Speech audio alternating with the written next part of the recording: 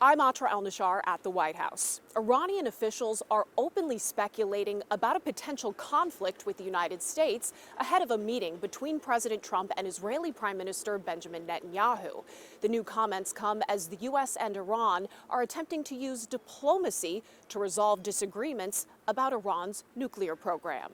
The United States and Iran pursuing a peaceful route to settling tensions. Both, however, making it known they're not afraid of the alternative. We are men of diplomacy, but we are men of war, too. The U.S. wants to prevent Iran from developing a nuclear weapon. Iran wants the U.S. to lift sanctions detrimental to its economy. The first indirect talks were mediated by Oman last week. I think Iran looks like they want to make a deal very badly, as they should. Last time they decided maybe not to do it, but I think they probably feel differently. President Trump referring to failed talks last year preceding U.S. strikes on Iranian nuclear sites. A spokesperson for Iran's armed forces saying this on state TV Monday. We are not going to surrender to U.S. pressure and to U.S.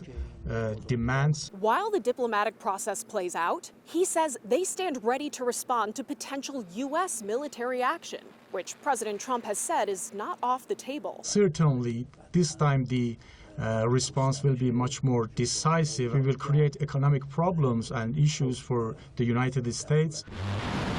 When it comes to the substance of these talks, a top source of tension is Iran's ballistic missile program. Iran refuses to discuss it. The missile is something that is defensive. We cannot talk about defensive matters, not now and not in the future. Back in Washington, President Trump preparing to host Israeli Prime Minister Benjamin Netanyahu at the White House Wednesday. Netanyahu's office says the Prime Minister believes any negotiations must include limitations on ballistic missiles and a halting of the support for the Iranian axis. The outcome of these talks, which may resume as soon as this week, could come down to the red lines the U.S. and Iran are drawing on Iran's enrichment of nuclear material.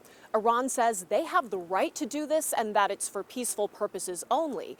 President Trump says it cannot be tolerated, even at the lowest level. At the White House, I'm Atra al-Nashar.